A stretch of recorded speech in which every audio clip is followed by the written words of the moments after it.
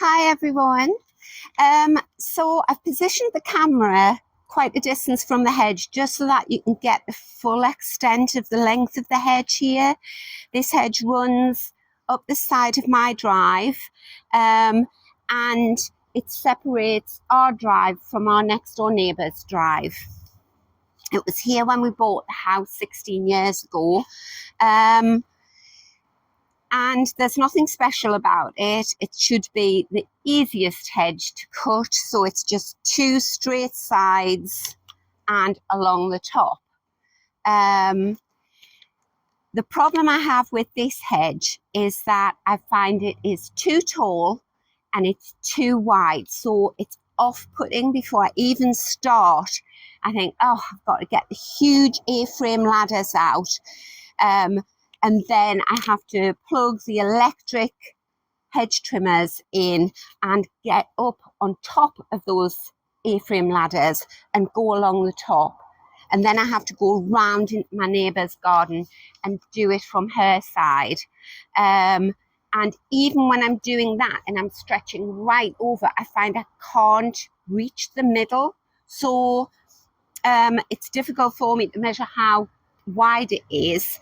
On my side of the drive, I've kept it right in check here, so it only encroaches, I would say, about a foot over onto the drive when it needs cutting.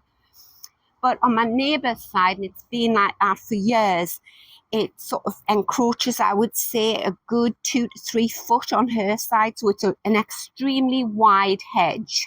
So what happens is that the top gets taller and taller, stragglier, and eventually I go out. When I'm sure the birds have finished nesting, I go out and I have to set aside like a good morning to do this hedge.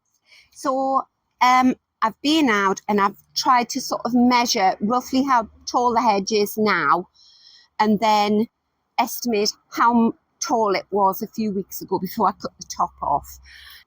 So if you can see this sandstone ball here, to the top of that ball that measures 83 inches, which is approximately 210 centimetres.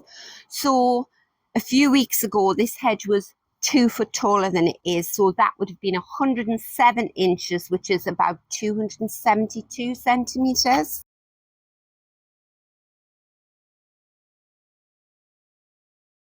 So after I cut the hedge this year, I thought, right, that's it. I've got to do something to get this hedge under control and make it so easy that I can then keep it under control, so that it's, because I mean, this hedge should take what? Half an hour maximum to whiz along. 10 minutes down this side, 10 minutes up the other side, and 10 minutes along the top. Whereas at the moment, it's taking me most of a morning to do, and very precarious as well, because I'm up on the top of an A-frame ladder doing this. Very dangerous. So anyway, the young guy that I've asked to take the top off this hedge is actually my neighbour's gardener. She's just started using him this year, and I mentioned the hedge to him. I was in the process of cutting it actually when he was in her garden, and I thought, actually just run it past him, and he said, yeah, no problem, I've got all the right tools and that, and I'll just come and whiz along. So that's what I'm going to do. And last night I was quite nervous about it, because I was thinking, oh, what if he takes it down? And I don't like the view over there at the moment. Everything's sort of blocked out. So the camera at the moment is up 4 steps outside my side conservatory. So you are in an elevated position there. But when we're down in the garden, I'll show you. So that is what I can see. Nothing.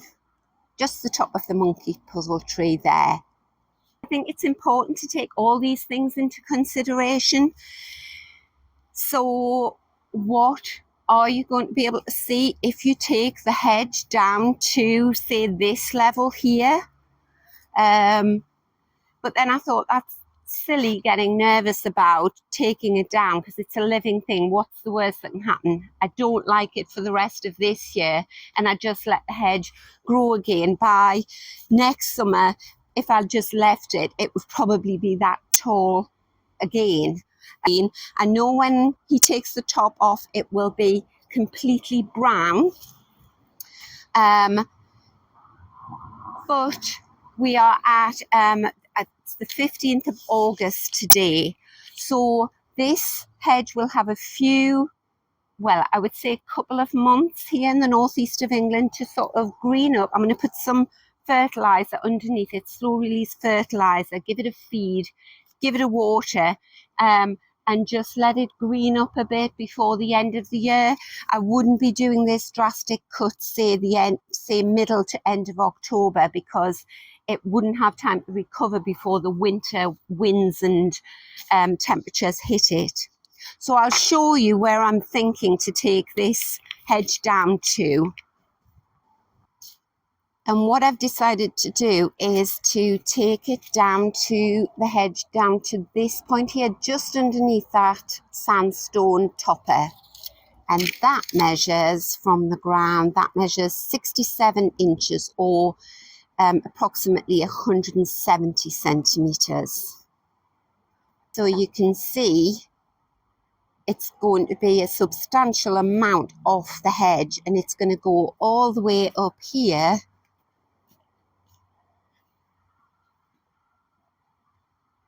to the top of the garage there. Probably just under that light there. And I'll try and show you how wide the hedge is. So this pillar here is approximately 18 inches wide. And if the hedge was, say, only this deep, it would be no bother. But it's not, it continues. Look how wide that is.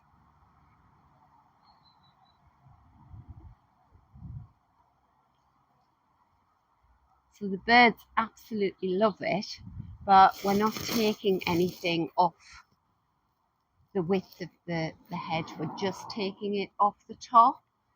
And obviously, because we share the hedge with our neighbour, we've had discussions with her, and she's quite happy to have the top taken off.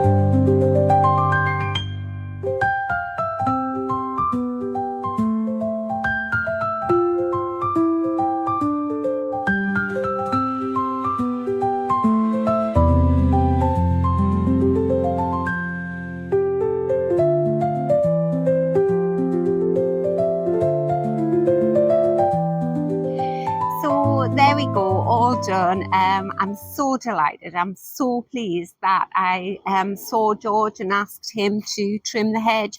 Really nice guy. And he sort of took it down to one level and then made sure that I was happy with that and said, you know, I can take it down lower if you want. But I think this is a really good height.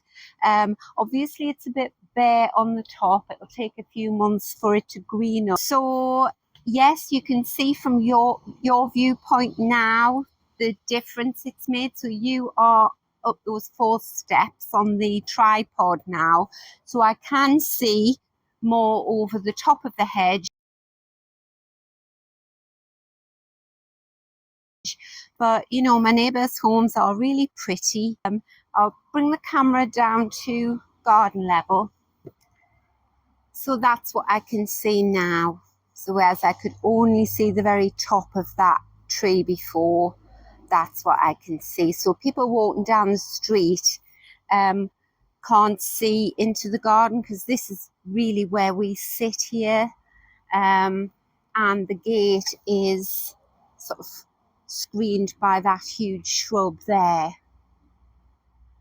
So I was just worried that I would be able to see everyone walking down the pavement there, but I can't. So yes, delighted with that. And I love the fact that he swept up all of the hedging there and taken it away in his van. So I haven't had anything to clean up.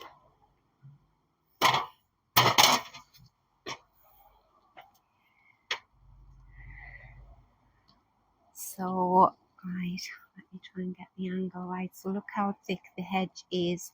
So it's quite brown, but I was expecting that.